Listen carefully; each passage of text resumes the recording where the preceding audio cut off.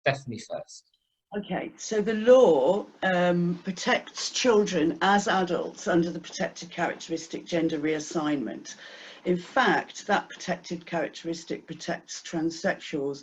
There is a question here about whether that protected characteristic, I mean, it should be applied to children, but it's slightly odd to apply it to children because you don't say, here's my daughter, she's a transsexual. So the change of the language to transgender has come in, and I think that's really muddied the waters because you can say that, you can use that word about children. The definition of that protected characteristic is somebody who is undergoing or proposing to undergo gender reassignment, and that's not necessarily medical, it can be a change as simple as a change of clothes. But somebody should be deciding to change their gender. And again, whether that's appropriate for children who are not at the developmental stage where they really understand is another question.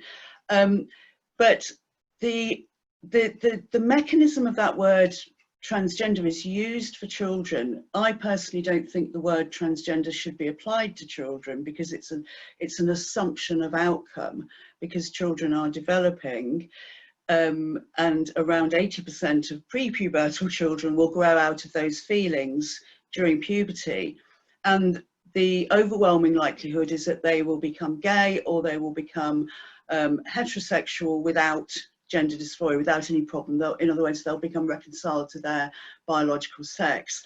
And in fact, becoming trans is the least likely outcome. So we're making a presumption of outcome by calling a child transgender.